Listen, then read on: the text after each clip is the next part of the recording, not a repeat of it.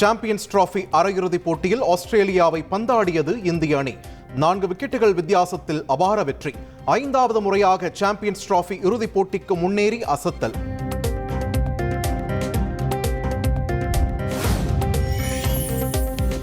ஆஸ்திரேலியாவுடனான அரையிறுதிப் போட்டியில் 84 ரன்கள் விளாசிய விராட் கோலிக்கு ஆட்டநாயகன் விருது. ஸ்ரேயஸ் ஐயர் 45 ரன்களும் KL ராகுல் 42 ரன்களும் சேர்த்து இந்திய அணியின் வெற்றிக்கு வித்திட்டனர்.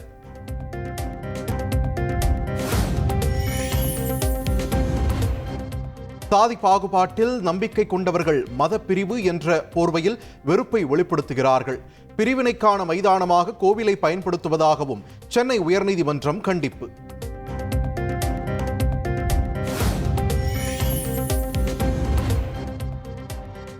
சாதி அடிப்படையில் கோவிலை நிர்வகிப்பது மத நடைமுறை அல்ல. எந்த சாதியும் கோவில்களுக்கு உரிமை கோர முடியாது என்றும் சென்னை உயர்நீதிமன்றம் திட்டவட்டம்.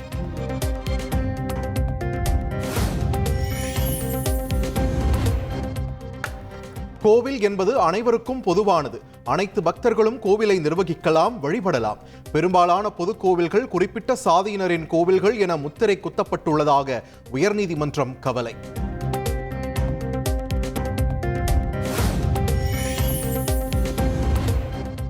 மன்னார் வளைகுடா கடல் பகுதியில் கடல்சார் ஆழ்துளை எரிவாயு கிணறுகள் அமைக்கும் நடவடிக்கையை கைவிட வேண்டும். பிரதமர் நரேந்திர மோடிக்கு முதலமைச்சர் மு க ஸ்டாலின் கடிதம்.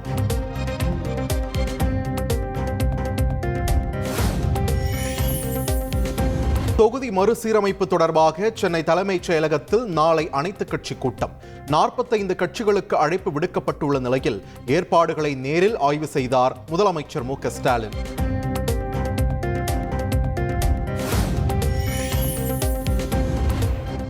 புதன்கிழமை நடைபெறும் அனைத்துக் கட்சி கூட்டத்தில் தமிழக வெற்றிக் கழகம் பங்கேற்கிறது. தாவேக்கு தலைவர் விஜய்க்கு பதில் 2ஆம் கட்ட தலைவர்கள் பங்கேற்பார்கள் என தகவல்.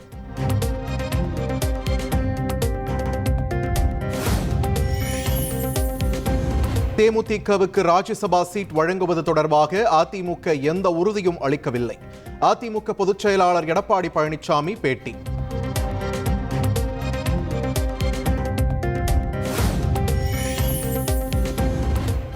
சத்தியம் வெல்லும், நாளை நமதே என விஜயகாந்தின் எக்ஸ் தளத்தில் பதிவிட்டு சில நிமிடங்களில் நீக்கிய பிரேமலதா விஜயகாந்த். ராஜ்யசபா சீட் தருவதாக கூறவில்லை என EPS பேட்டி அளித்திருந்த நிலையில் எக்ஸ் தள பதிவு.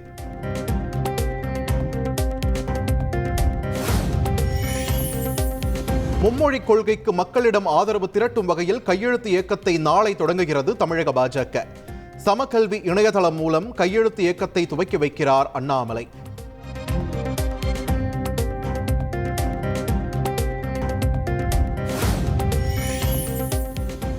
நான்காவது வழித்தட இணைப்பு பணிகள் காரணமாக சென்னை எழும்பூரில் இருந்து ரயில்களின் புறப்பாடு மற்றும் வருகையில் மாற்றம். சென்னை எழும்பூரில் இருந்து புறப்படும் வைகை விரைவு ரயில் 6 மற்றும் 7 ஆகிய தேதிகளில் தாம்பரத்தில் இருந்து புறப்படும்.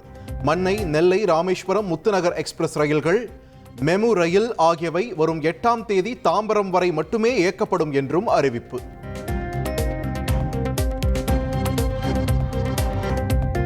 ஊட்டி, கொடைக்கானல் போன்ற சுற்றுலா தலங்களில் கண்ணாடி மற்றும் மின்சார பேருந்துகளை இயக்கலாம். மலை வாசஸ்தலங்களில் சுற்றுலா வாகனங்கள் வருகையை கட்டுப்படுத்த தமிழக அரசுக்கு சென்னை உயர்நீதிமன்றம் யோசனை.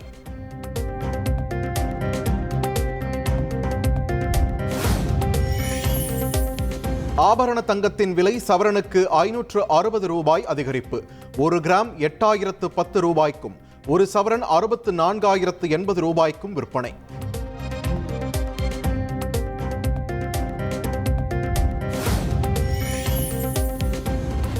மீண்டும் 64,000 ரூபாயை கடந்தது 1 சவரன் தங்கம் விலை. தொடர்ந்து விலை உயர்வால் ஏழை நடுத்தர மக்கள் பாதிப்பு.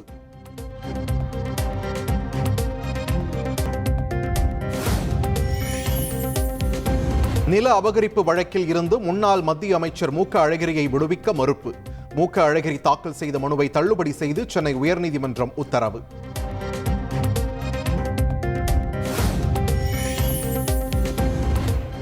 ஹோசூர் அருகே கர்நாடக மாநிலம் பானஸ்வாடியில் இருந்து 52 டேங்கர்களுடன் வந்த சரக்கு ரயில் தடம் புரண்டது. ரயில் சேவையில் எந்த பாதிப்பும் இல்லை என ரயில்வே நிர்வாகம் தகவல்.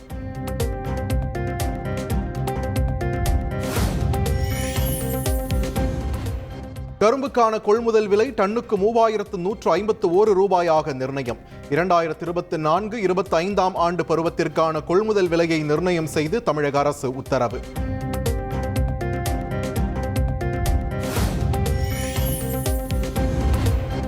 இவ்வளவு அசிங்கத்திற்குள் தன்னால் போராட முடியாது.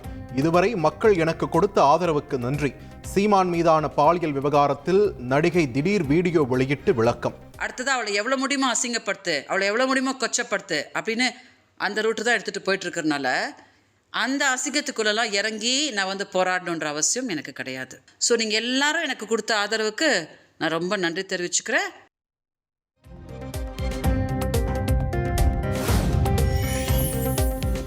ராமேஸ்வரம் அடுத்த தங்கச்சி மடத்தில் மீனவர்கள் 5 நாட்களாக மேற்கொண்டு வந்த போராட்டம் தற்காலிகமாக வாபஸ். இலங்கை சிறையில் உள்ள மீனவர்களை விடுவிக்க கோரி வரும் 21ஆம் தேதி ரயில் மறியல் போராட்டம் நடத்த திட்டம் என தகவல்.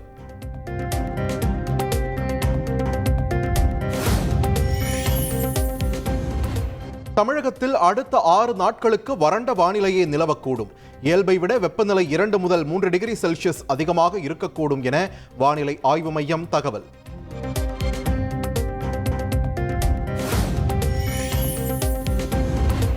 கோடைக்காலம் துவங்கிய நிலையில் தமிழகத்தில் ஜூஸ் கடைகள், குளிர்பான மொத்த விற்பனை நிலையங்களில் ஆய்வு செய்ய வேண்டும். உணவு பாதுகாப்பு துறைக்கு தமிழக சுகாதாரத்துறை செயலாளர் உத்தரவு.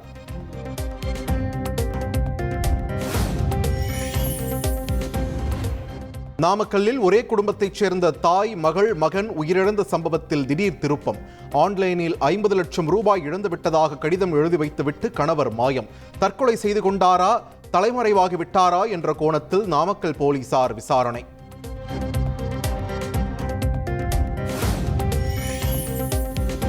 சென்னை விமான நிலையத்தில் சக்தி வாய்ந்த வெடிகுண்டுகள் வைக்கப்பட்டிருப்பதாக மிரட்டல். இண்டிகோ விமான நிறுவனத்திற்கு இமெயில் மூலம் வந்த மிரட்டலால் பரபரப்பு.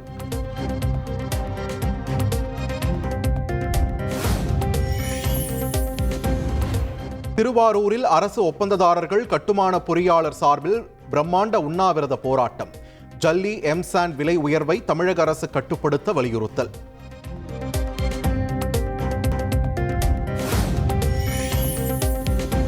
பால் கொள்முதல் விலையை லிட்டருக்கு 10 ரூபாய் உயர்த்தி வழங்க தமிழ்நாடு பால் உற்பத்தியாளர்கள் சங்கம் கோரிக்கை.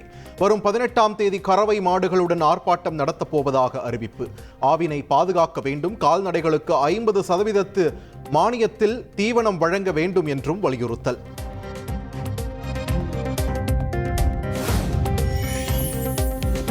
விழுப்புரம் மாவட்டம் மேல்மலையனூரில் வெகு விமர்சையாக நடைபெற்ற அங்காளம்மன் கோவில் தேர் திருவிழா. ஆயிரக்கணக்கான பக்தர்கள் கலந்து கொண்டு அம்மனை தரிசித்து சென்றனர்.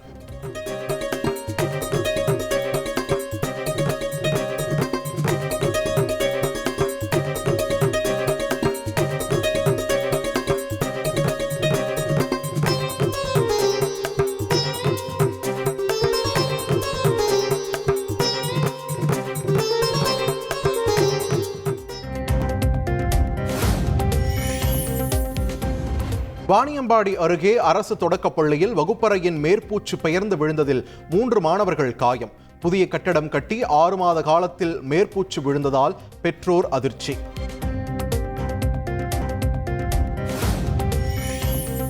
கிருஷ்ணகிரி மாவட்டம் போச்சம்பள்ளி அருகே பிறந்து சில மணி நேரமே ஆன பெண் குழந்தை தென்னந்தோப்பில் வீசப்பட்டதால் அதிர்ச்சி. குழந்தையை மீட்டு போலீசார் விசாரணை.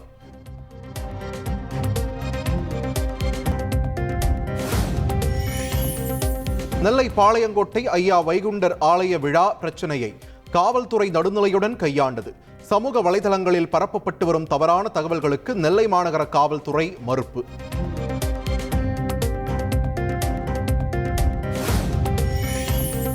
இசையமைப்பாளர் இளையராஜாவை நேரில் சந்தித்தார் விடுதலை சிறுத்தைகள் கட்சித் தலைவர் தொல் திருமாவளவன்.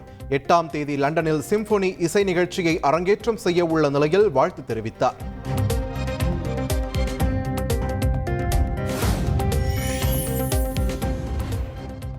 தமிழக கேரள எல்லையில் தண்டவாளத்தில் யானைகள் நடந்து செல்லும் போது ரயில் மோதி உயிரிழக்கும் சம்பவம்.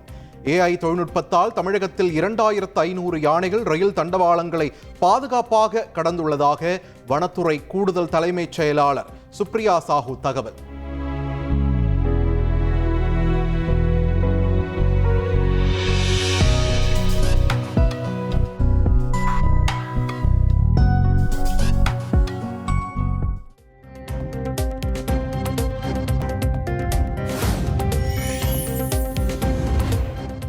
குளித்தலையில் ஓசியில் பரோட்டா கேட்டு ரகளையில் ஈடுபட்ட போதை கும்பல் கடைக்காரரை தாக்கிவிட்டு கடையை சூறையாடி சென்ற அதிர்ச்சி வீடியோ வெளியீடு.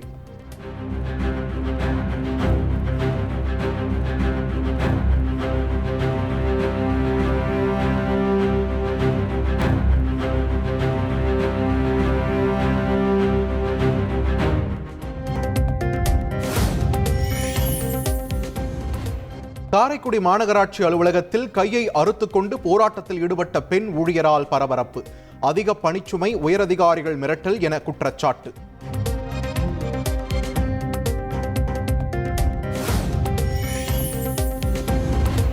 மதுரை மாவட்டம் வாடிப்பட்டி அடுத்த நகரி கிராமத்தில் தொழிற்சாலை கழிவுநீரை விளைநிலத்தில் விடும் ஊராட்சி நிர்வாகம். ஐயங்கோட்டை ஊராட்சி கிராம நிர்வாக அலுவலர் செயலால் விவசாயிகள் அதிர்ச்சி.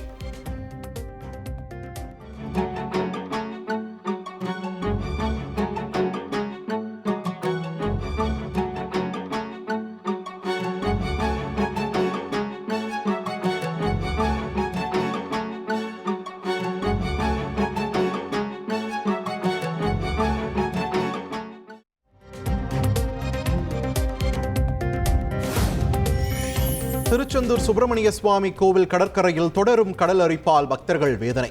இறுதி கட்டமாக கடற்கரை மற்றும் ஜீவா நகர் பகுதியில் தேசிய கடலோர ஆராய்ச்சி மைய இயக்குனர் ரமணமூர்த்தி ஆய்வு. மார்ச் 7ஆம் தேதி தலைமைச் செயலாளரிடம் அறிக்கை சமர்ப்பிக்க உள்ளதாக தகவல்.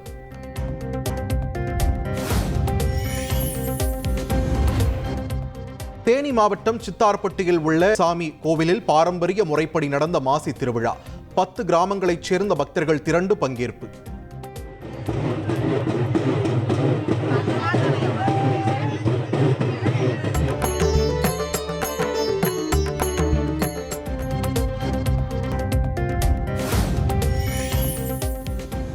ஈரோடு மாவட்டம் பவானியில் உள்ள செல்லியாண்டி அம்மன் கோவில் திருவிழா கோலாகலம். ஆயிரக்கணக்கான பக்தர்கள் பங்கேற்று தரிசனம்.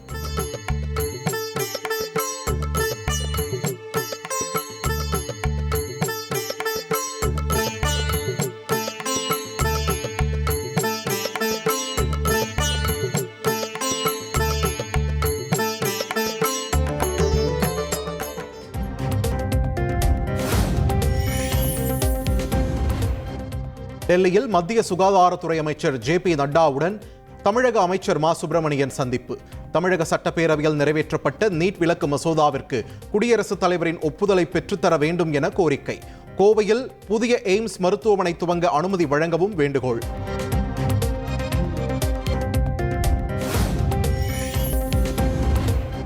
அசாம் முன்னாள் முதலமைச்சர் பிரஃபுல்லகுமார் மஹந்தாவின் மகள் தனது கார் ஓட்டுநரை காலணியால் அடிக்கும் வீடியோ வெளியாகி அதிர்ச்சி.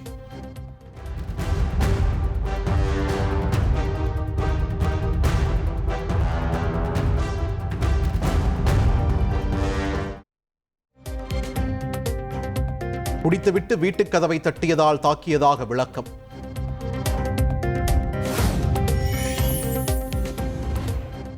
ஒடிஷா மாநிலம் புவனேஸ்வரில் மூளைச்சாவு அடைந்த 16 மாத குழந்தையின் உடல் உறுப்புகள் தானம்.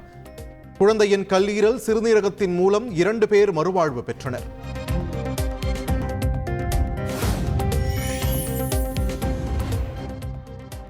உத்தரப்பிரதேச மாநில சட்டப்பேரவை வளாகத்தில் பான் மசாலா போட்டு ஆங்காங்கே துப்பி வைத்த எம்எல்ஏக்கள். இதுபோன்ற செயல்களை எம்எல்ஏக்கள் நிறுத்த வேண்டும் என சபாநாயகர் சதீஷ் மஹனா வேண்டுகோள்.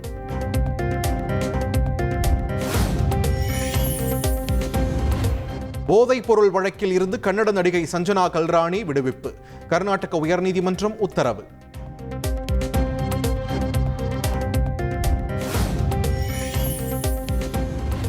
கேரள மாநிலம் மூணாரை அடுத்த கூடார் விழா பகுதியில் பள்ளிக்குள் புகுந்த காட்டு யானைகளால் பரபரப்பு. மீண்டும் பள்ளிக்குள் புகுந்து விடாதபடி வனத்துறை மற்றும் போலீசார் பாதுகாப்பு.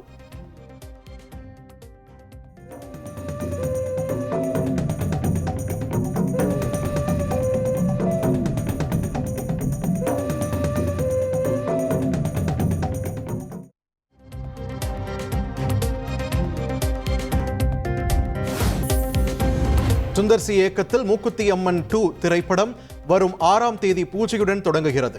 அதிகாரப்பூர்வ அறிவிப்பை வீடியோவாக வெளியிட்டது பட தயாரிப்பு நிறுவனம். சர்வதேச ஒருநாள் கிரிக்கெட் போட்டிகளில் இந்திய அணிக்காக அதிக கேட்சுகள் பிடித்து விராட் கோலி புதிய சாதனை.